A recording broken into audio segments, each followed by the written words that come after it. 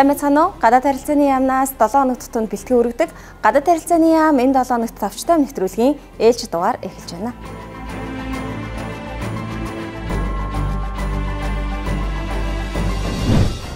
Гадаад харилцааны дэд сайд мөнхчин Америк нэгдсэн улсаас Монгол улсад суугаа онц бөгөөд бүрэн эрхтэлжээ сайд Буанган болон бүгд найрамдах Сингапур улсаас Монгол улсад хавсран суугаа онц бөгөөд бүрэн эрхтэлжээ сайд Эрик Тио нарыг тус хүлээн авч уулзлаа. Элчин сайд Буанган Америк нэгдсэн улсаас Монгол улсад суух элчин сайдаар томилогдсондоо баяртай байгаагаа илэрхийлж итгэмжлэх жуух бичгийн хувийг дэд сайд мөнхчинд гартууллаа.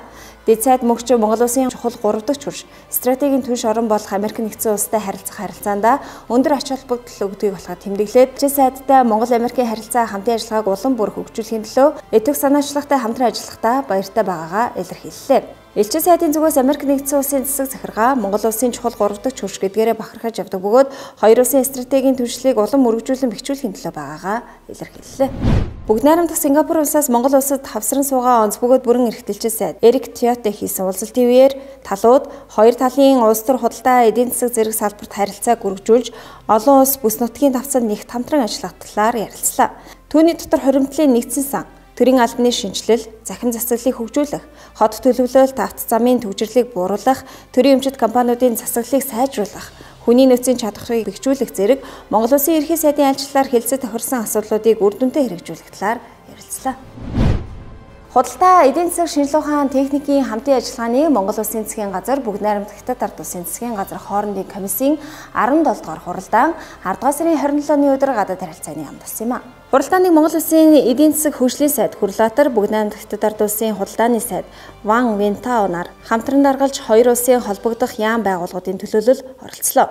Хуралдааны үеэр комиссийн 16 дугаар хуралдааны протоколын хэрэгжилт, хоёр улсын худалдаа эдийн засаг хамтын ажиллагаанд гарсан амжилт дээд өндөр түвшний альчлалын үеэр тохиролцсон асуудлуудын хэрэгжилтийг дүгнэж, дараагийн 2 жилийн хугацаанд хэрэгжүүлэх гол зорилт арга хэмжээ хамтын ажиллагааны тэргүүлэх чиглэлүүдийн талаар сан солилцлоо. Цар тахлын нөхцөлд Монгол Хятадын ээж бүрийн стратегийн түвшлийн харилцаа идэвхтэй хөгжиж, дээд өндөр түвшний харилцаа ажлын давтамж хадгалагдаж, харилцан ойлголцол нэмэгдэж, хамтын ажиллагаа тасралтгүй өрнөж байд талууд сэтгэл хангалуун байгаагаа илэрхийллээ. Хоёр улсын худалдаа эдийн засгийн хамтын ажиллагааг хөгжүүлэх зорилтын хүрээнд Монгол улсын Асын хараа 2050 урт хугацааны хөгжлийн бодлого, шин сэргэлтийн бодлогыг бүгд найрамдах Хятад ард улсын дайны дэлхийн хөгжлийн санаачлал, бүс ба зам санаачлагтай уялдуулан хөгжүүлж, хөлийн бомбуудын үйл ажиллагааг эрчимжүүлэх, эрчим хүчтэд бүтцийн бүтээн байгуулалтын төсөл хөтөлбөрүүдийн хэрэгжилтийг урагшлуулах, хөдөө аж ахуйн салбарын хамтын ажиллагааг гүнзгийрүүлэх талаар сан солилцлоо.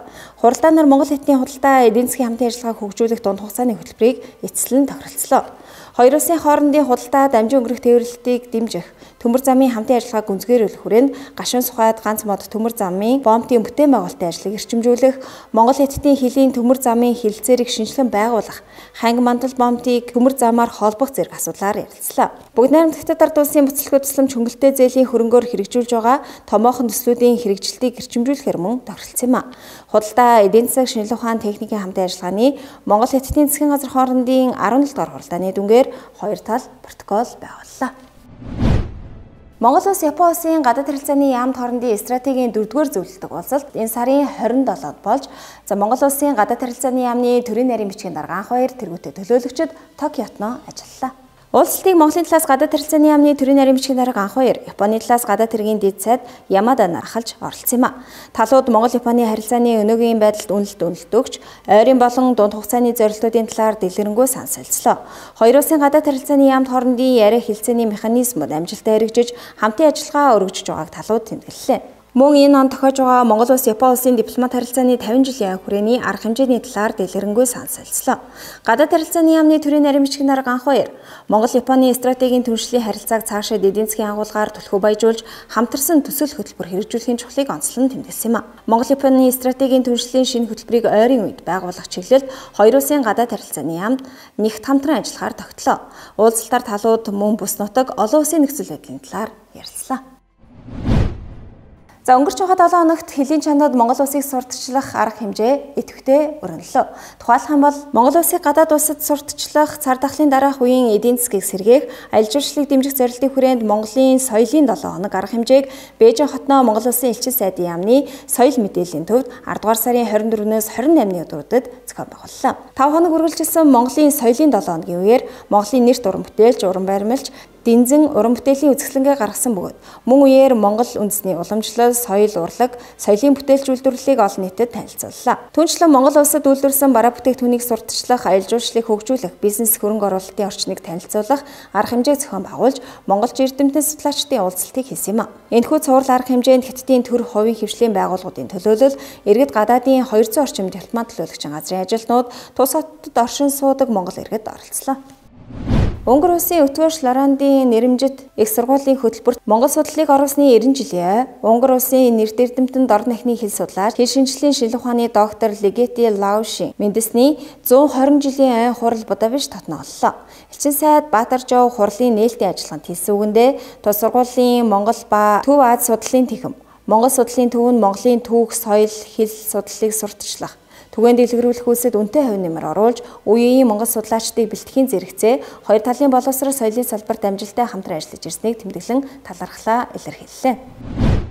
Түүнчлэн Унгар улсын Өтгөр Лорандын нэрэмжит их сургуулийн Монгол ба Төв Аз судлалын тэхэм, Монгол судлалын төв, Монголын бурхан шашинтны төв гандан тэгшлэн хийд Монгол улсаас Унгар улсад суугаа элчин сайдын яам хамтран Будапешт хотноо Монголын буддын шашин ан амьтан хамгаалал сэдвт олон улсын эрдэм шинжилгээний 4-р хурлыг зохион байгуулсан юм а. Эрдэм шинжилгээний хуралд гадаад дотоодын 20 гаруй эрдэмтэн багш судлаач оролцсон ба Монгол улсын шинжилгээ ухааны академийн философи хүрээлэн, түүх угсаатны зөв хүрээлэн, Монгол улсын их сургуулийн хэл шинжилгээний тэхэм, түүхийн тэхмийн багш судлаачид илтгэл тавьсан байна. Монгол улсаас Австрали улсад суугаа элчин сайдын яам Австралийн нийслэлийн бүс нутгийн захиргаа Камбера дахь дипломат корпустай хамтран зохион байгуулсан Windows to the World элчин сайдын яамдын нээлттэй хаалганы өдөрлөгт 10 дугаар сарын 23-ны өдөр оролцож өөрийн орны түүх, ёс заншил, өв уламжлал, соёл урлагаа сурчлан танилцуулах арга хэмжээг зохион байгууллаа. Элчин сайдын яамд зохион байгуулсан уг арга хэмжээнд 400 гаруй хүн хүрэлцэн ирж Монгол ирээр зочлон Монголын тухай богино хэмжээний баримтат кино, гэрэл зургийн үзэсгэлэнг үзэж морин хуур хөөмийн Монгол бүжгийн тоглолтыг таалан сойрхож шагаан харвааг сонирхлоо. Хүрэлцэн ирсэн зочдод үндэсний хувцас, хоол, эдээ ундааг сурталчлан танилцууллаа. Монгол улсаас бүгд найрамдахгүй бусад суугаа элчин сайд Батцэг 10 дугаар сарын 26-ны өдөр тус улсын ууган их сургууль болох Хаваанагийн их сургуулийн оюутан залуус найрамдлын 160 сэдвээр лекц уншлаа. Арга хэмжээнд Хаваанагийн их сургуулийн эдийн засаг философи түүхийн факультетийн оюутнууд оролцсон юм а. Мөн эрэлчин сайдын яамнаас Монголын үзэсгэлэнт байгаа үндэсний хувцас, хоёр орны харилцааны 60 жилийн түүхийг илтгэсэн гэрэл зургийн үзэсгэлэн танилцууллаа. Чех улсын Карлийн их сургуулийн Аз судлалын хүрээлэнгээс өөр хоорондоо болон бусадтай тогтоосон харилцаанаас үүдэлтэй Монгол хэл соёл дахь нөлөө сэдвт олон улсын баг хурлыг Праг хотноо зохион байгууллаа. Баг хуралд Монгол, Чех, Унгар, Финлянд, Швед, Герман, Франц, Итали, Орос, Швейцар, Катар, Румын зэрэг 10 гаруй улсаас 40 орчим монгол судлаач эрдэмтэд оролцож 30 гаруй сэдвээр илтгэл тавьж хэлэлцүүлсэн юм а. Элчин сайдын яам байранда хот мандал нууц тарны сүм, үзэсгэлэнгийн зургийг байршуулж төлөөлөгчдийг Монгол гэрт хүлээн авлаа. Дэлхийн монголчууд хоёр цогц арга хэмжээний хүрээнд Монгол улсын ерөнхийлөгчийн дэргэдэх хэлний бодлогын үндэсний зөвлөл, гадаад харилцааны яам, архивын ерөнхий газар, боловсролын судалгааны үндэсний хүрээлэн хамтран Монгол бичгээр албан хэрэг хөтлөх зааварчилгаа өгөх сургалтыг 10 дугаар сарын 21-ний өдөр гадаад харилцааны яамд зохион байгууллаа. Уг сургалтанд төрийн 1000 гаруй албан хаагч болон хэлийн чандад үйл ажиллагаа явуулж байгаа дипломат төлөөлөгчийн газрын ажилтнууд цахимаар оролцсон. Баримт бичгийн хэвлэмэл хуудсыг монгол бичгээр үлдэх, тавигдах үндсэн шаардлага стандарттай танилцаж, хэрхэн турших, хэвлэх, хэрэглээний фондыг суулгах, бичих арга зүйд суралцлаа. Гадаад харилцааны яамнаас иргэд олон нийтэд мэдээлэл нээлттэй хүргэх зорилгоор гадаад харилцааны яам энэ 7 хоног товчтой нэвтрүүлгийг бэлтгэн өргөдөглөө. Энэ удаагийн дугаарт анхаарлаа хандуулсан танд баярлалаа.